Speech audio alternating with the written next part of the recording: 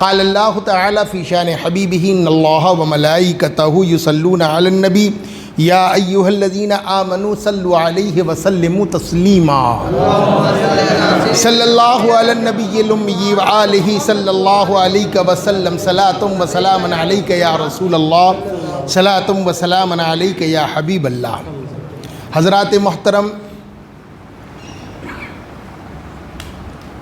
واقعہ کربلا کے بعد کے جو واقعات ہیں آج ہم اس کا ذکر کریں گے۔ خصوصی طور پر جب حضرت امام حسین رضی اللہ تعالیٰ عنہ کو شہید کیا گیا اور شہید کرنے والوں کے ساتھ اللہ عز و جل نے کیا ان کا انجام فرمایا۔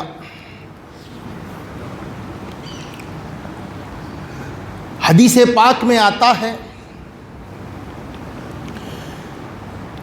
حاکم اس کو بیان کرتے ہیں حضرت ابن عباس رضی اللہ تعالیٰ عنہ سے،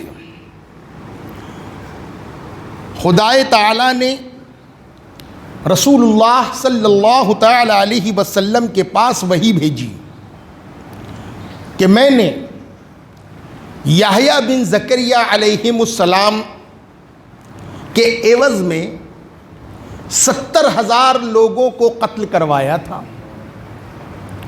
اور اے محبوب، آپ کے نواسے کے قتل کے بدلے میں 1,40,000 لوگوں کو قتل کروں گا۔ حضرات، حضرت امام حسین رضی اللہ تعالیٰ عنہ کی شہادت میں جن جن لوگوں کا ہاتھ تھا، اللہ عز و جل نے ان کو طرح طرح کی بیماریوں میں عذاب کی شکل میں انہیں مبتلا کیا اور انہیں فی نار جہنم کیا۔ حضرات محترم،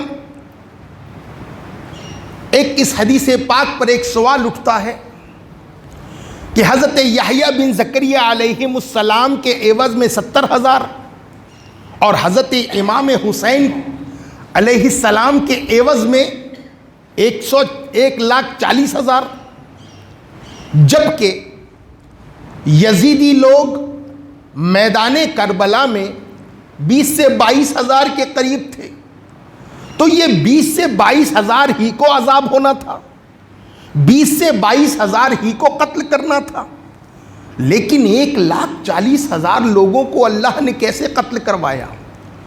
تو اس کا جواب یہ ہے کہ جو لوگ وہاں پر موجود تھے، حضرت امام حسین کی شہادت سے جو لوگ راضی تھے وہ، اور جو لوگ اپنے گھروں میں، اپنے شہروں میں، اپنے قصبوں میں تھے اور جو حضرت امام حسین کی شہادت سے راضی تھے، خوش تھے، وہ بھی حضرت امام حسین کے قاتلین میں ان کا شمار کیا جاتا ہے۔ اب حضرات محترم، حضرت امام حسین رضی اللہ تعالیٰ عنہ کو جن جن لوگوں نے شہید کیا، آج ان کے انجام پر میں آپ لوگوں کو بتاؤں گا۔ چونکہ یزید نے ابن سعد کو 20 سے 22,000 کا لشکر لے کر بھیجا اور میدان کربلا میں آ کر اس نے حضرت امام حسین رضی اللہ تعالیٰ عنہ کو شہید کر دیا، لیکن ابن سعد کے ساتھ کیا ہوا آپ نے جانا؟ ابن سعد کا انجام کیسا ہوا آپ نے جانا؟ نہیں۔ آج آپ سماعت فرمائیں کہ ابن سعد، عبید اللہ بن سعد، ابن سعد جو تھا، عمرو بن سعد، یہ صحابی رسول کا بیٹا ہے۔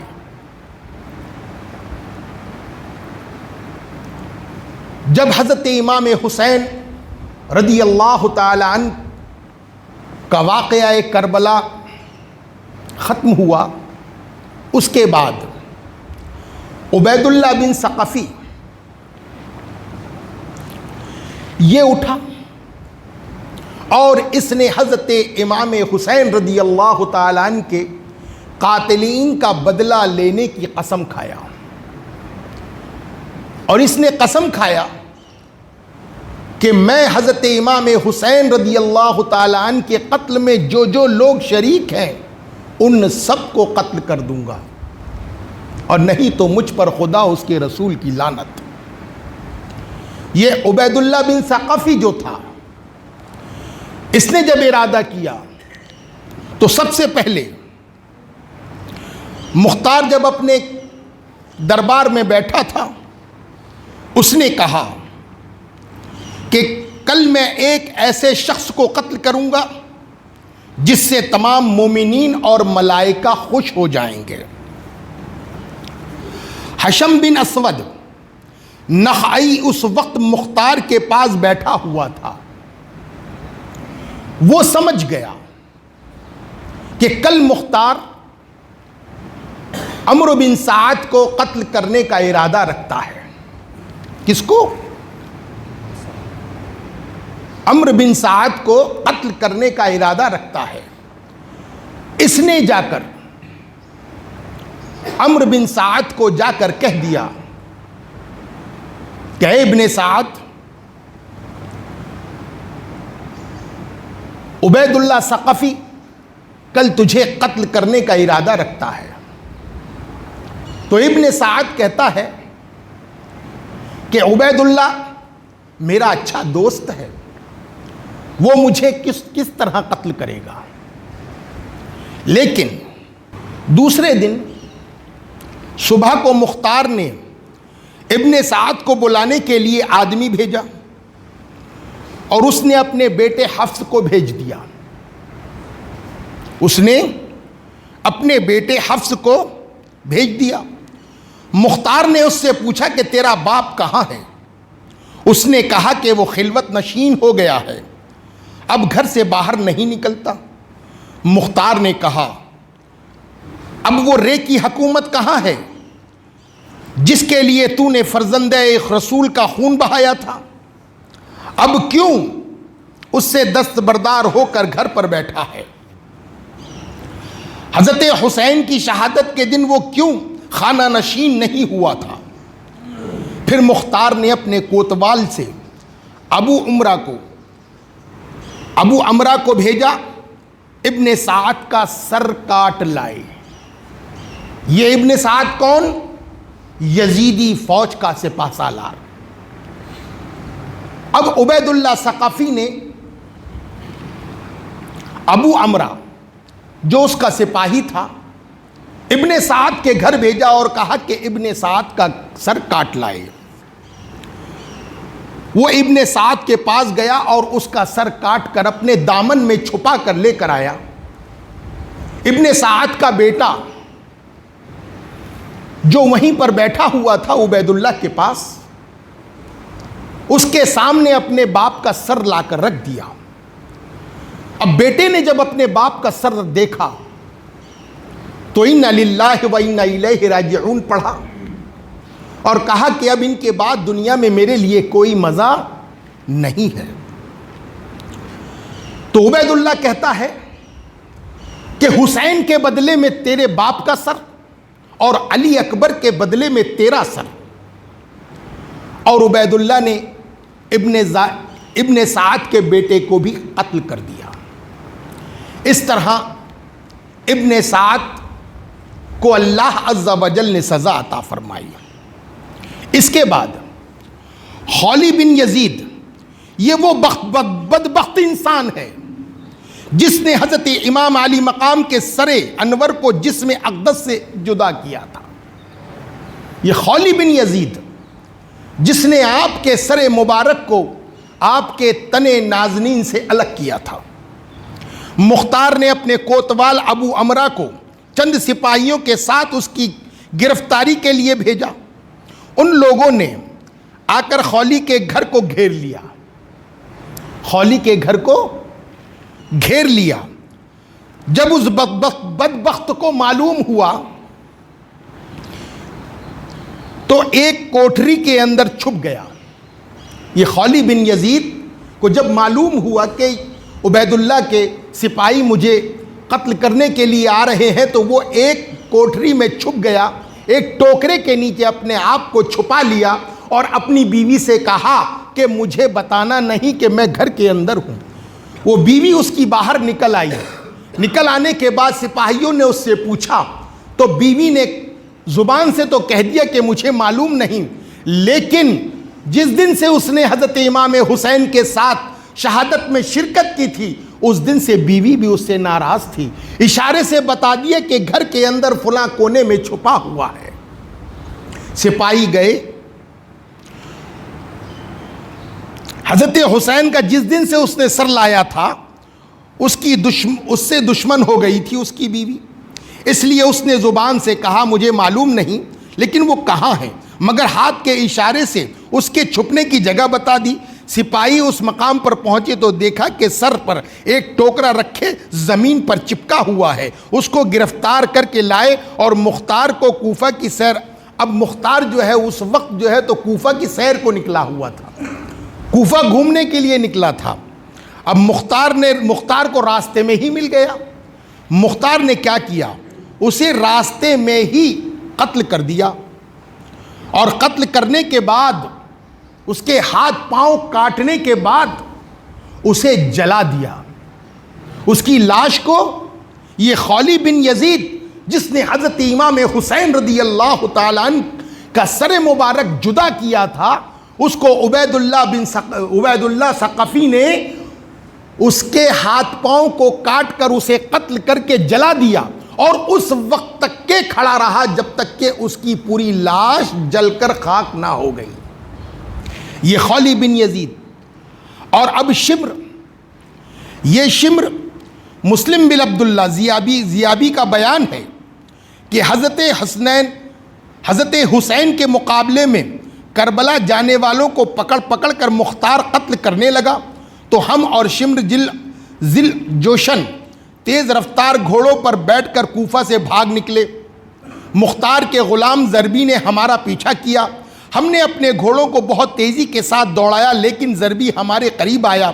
شمر نے ہم سے کہا تم گھوڑے کو ایر لگا کر ہم سے دور ہو جاؤ، شاید یہ غلام میری طاق میں آ رہا ہے۔ ہم اپنے گھوڑے کو خوب تیزی سے بھگا کر شمر سے الگ لے گئی۔ غلام نے پہنچتے ہی اس پر حملہ کیا تو شمر اس کے ایک وار سے بچنے کے لیے گھوڑے کو کاوا دیتا رہا۔ جب ضربی نے اپنے ساتھیوں سے دور ہو گیا تو شمر نے ایک ہی وار میں اس کی کمر توڑ دی۔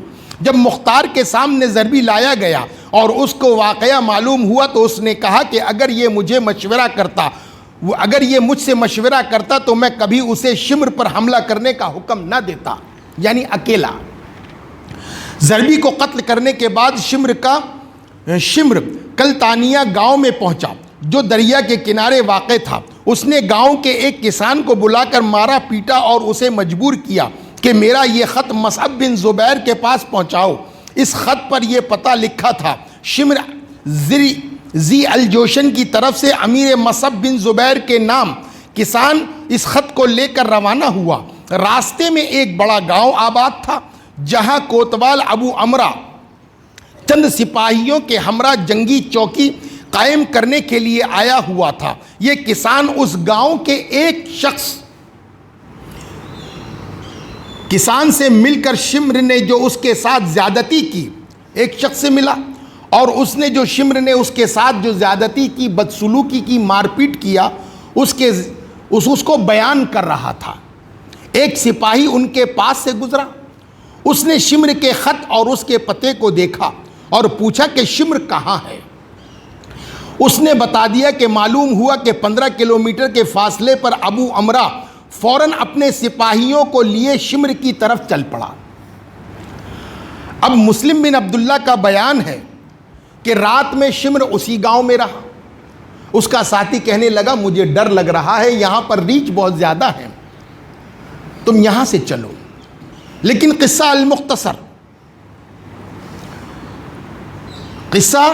المختصر یہ کہ جب سپاہی شمر کو ڈھونڈتے ہوئے اس گھر میں پہنچے تو پہلے تو انہوں نے تکبیر کہی اور پھر جھوپڑوں کو گھیر لیا۔ گھیرنے کے بعد گھیر لیا اور وہ لوگ شمر پر ٹوٹ پڑے. گھیر لیا، شمر پر ٹوٹ پڑے. جو پرانی چادر اوڑے ہوئے تھا اور اس کے برس کی سفیدی چادر کے اوپر سے نظر آ رہی تھی. وہ کپڑے اور ذرہ وغیرہ بھی نہیں پہن سکا تھا. اسی چادر کو اوڑے ہوئے نیزے سے ان کا مقابلہ کرنے لگا. ابھی ہم تھوڑی ہی دور گئے تھے کہ تکبیر کی آواز کے بعد ہم نے سنا کہ اللہ نے خبیث کو قتل کر دیا. پھر ان لوگوں نے اس کے سر کو کاٹ کر لاش کو کتوں کے حوالے کر دیا. سپاہیوں نے شمر کو بھی قتل کر دیا. اس کے بعد عبداللہ بن دیاس، جس نے محمد بن عمار بن یاسر کو قتل کیا تھا، اس نے امام علی مقام کے قاتلین میں سے مختار کو چند آدمیوں کے نام بتا دیے، جن میں عبداللہ بن اسید جوہنی، مالک بن نصیر ہدی اور حمل بن مالک محاربی بھی تھے. یہ سب اس زمانے میں قادسیہ میں رہتے تھے. مختار نے اپنے سرداروں میں سے ایک سردار مالک بن عمرو نہدی کو ان کی گرفتاری کے لیے چند صاحب سپاہیوں کے ساتھ بھیجا. اس نے جا کر ان کو گرفتار کر لیا اور عشاء کے وقت لے کر مختار کے پاس پہنچا. مختار نے ان لوگوں سے کہا، اے اللہ اور رسول اور آل رسول کے دشمنوں، حسین بن علی کہاں ہیں؟ مجھے حسین کی زیارت کراؤ. ظالموں، تم نے اس مقدس ذات کو قتل کیا جس پر نماز میں تمہیں درود بھیجنے کا حکم دیا گیا تھا. انہوں نے کہا، اللہ آپ پر رحم کرے، ہمیں ان کے مقابلے میں زبردستی بھیجا گیا تھا، ہم جانے کے لیے راضی نہیں تھے. آپ ہم پر احسان کریں اور چھوڑ دیں. مختار نے کہا، تم نے نواسۂ رسول پر احسان نہیں کیا، اس پر تمہیں رحم نہیں آیا؟ تم نے انہیں اور ان کے بچوں کو پیاسا رکھا، پانی پینے نہیں دیا، اور آج ہم سے احسان طلب کرتے ہو. پھر ہدی سے کہا، تم نے حضرت امام حسین کی ٹوپی اتاری تھی. عبداللہ بن کامل نے کہا، جی ہاں، یہی وہ شخص ہے جس نے ان کی ٹوپی اتاری تھی. مختار نے حکم دیا، دونوں ہاتھ پاؤں کو کاٹ کر اسے چھوڑ دیا جائے. جس نے حضرت امام حسین رضی اللہ تعالیٰ عنہ کی ٹوپی اتاری تھی، عبید اللہ صفقی نے اس کے ہاتھ پاؤں کو کاٹ کر ایسا ہی چھوڑ دیا جس سے خون بہ کر وہ تڑپ تڑپ کر مر جائے، تاکہ اسی طرح تڑپ تڑپ کر یہ مر جائے. چنانچہ اس کے حکم پر عمل کیا گیا اور ہدی کے ہاتھوں اور پیروں سے خون کا دھارا بہتا رہا یہاں تک کہ وہ مر گیا. اس کے بعد جوہنی اور محاربی کو بھی قتل کر دیا گیا. عبید اللہ نے ان کو بھی قتل کر دیا. پھر اس کے بعد حکیم بن طفیل تائی، وہ بدنصیب انسان ہے جس نے کربلا میں حضرت عباس علمبردار رضی اللہ تعالیٰ عنہ کے لباس اور اصلاح پر قبضہ کیا تھا. آپ کا لباس بھی اتارا تھا اور آپ کا اصلاح بھی اتارا تھا. اور وہ حضرت امام حسین رضی اللہ تعالیٰ عنہ کو تیر مارا تھا. مختار نے عبید اللہ بن کامل کو اس کی گرفتاری کے لیے چند سپاہیوں کے ساتھ بھیجا. وہ پکڑ کر اسے مختار کی طرف چلا. حکیم کے گھر والے عدی بن حاتم کے پاس فریادی ہوئے. یہ حکیم جو ہے جس نے حضرت امام حسین کو تیر بھی مارا تھا اور حضرت عباس علمبردار رضی اللہ تعالیٰ عنہ کے کپڑے بھی اتارے تھے اور اصلاح بھی اتارا تھا.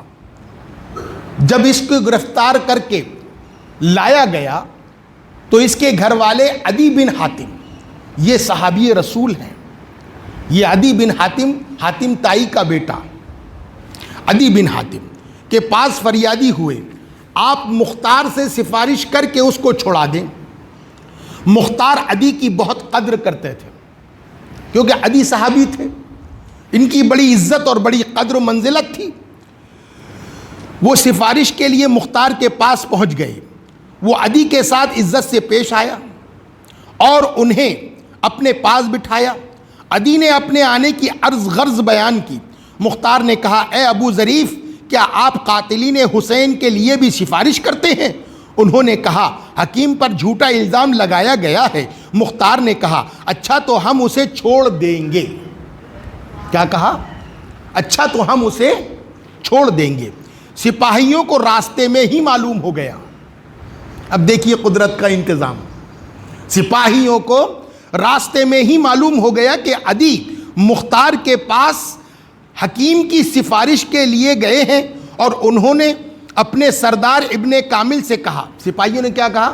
عدی ایک بہت معزز شخصیت ہے، صحابی ہیں، اور وہ مختار کے پاس گئے ہیں، اور مختار ان کی سفارش کو قبول کر لے گا اور حکیم کو چھوڑ دے گا. تو سپاہیوں نے کیا کیا؟ انہوں نے اپنے سردار ابن کامل، جو کہ وہ گروہ کا کامل سردار تھا جس کو پکڑنے کے لیے عبید اللہ نے بھیجا تھا، کہا مختار عدی کی سفارش قبول کر لیں گے اور یہ خبیث بچ جائے گا، یہ خبیث بچ جائے گا.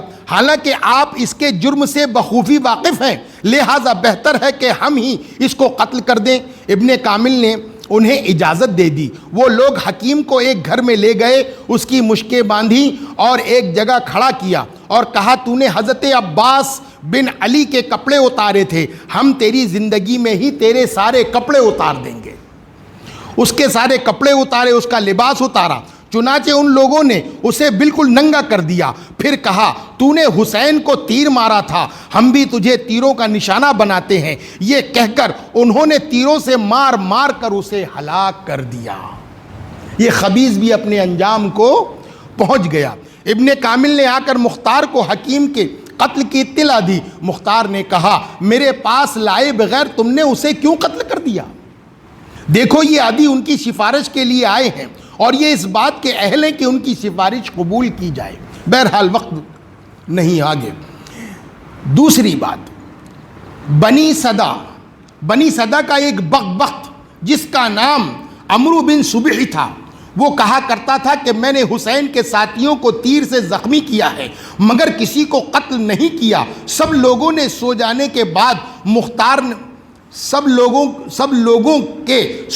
کے بعد مختار نے اس کی گرفتاری کے لیے سپاہیوں کو روانہ کیا. جب وہ ابن صبی کے مکان پر پہنچے تو وہ اپنی چھت پر بے خبر سو رہا تھا. اس کی تلوار اس کے سرہانے رکھی ہوئی تھی.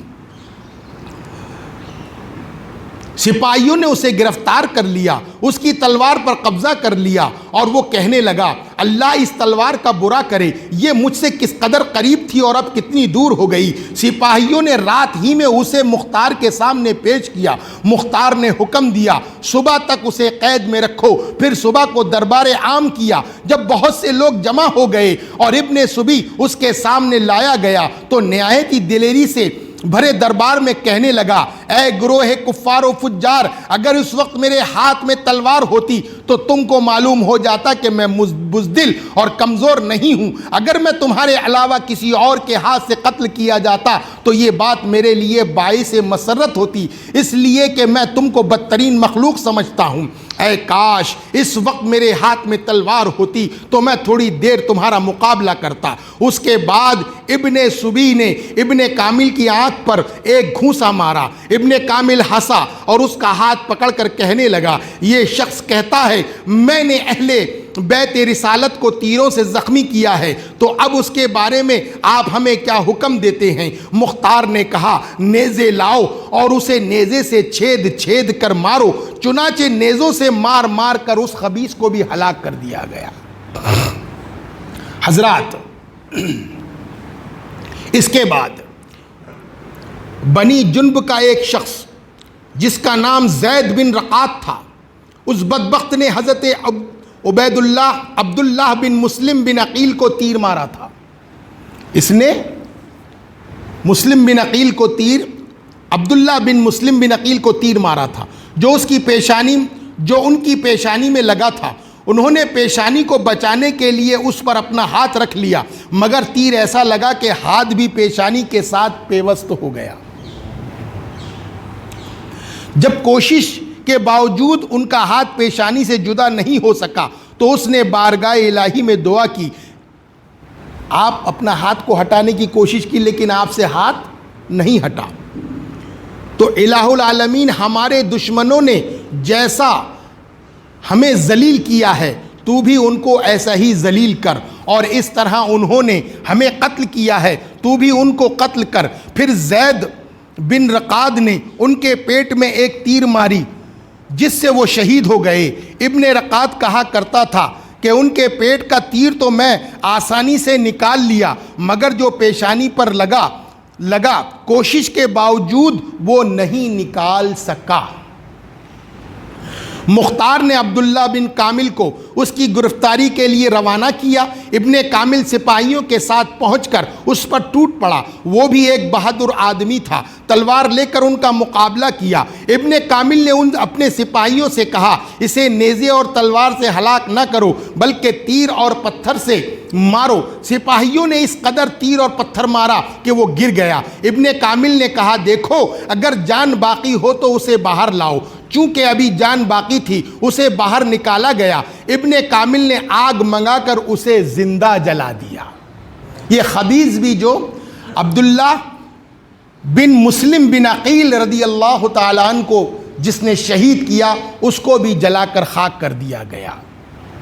حضرات محترم، وقت بہت ہو گیا ہے، انشاءاللہ پھر آئندہ جمعہ جو ہے میں اور آگے قاتلین حسین کا بیان کروں گا۔ اللہ تعالی ہمیں آپ سب کو نیک عمل کی توفیق عطا فرمائے۔ وما علینا الا البلاغ۔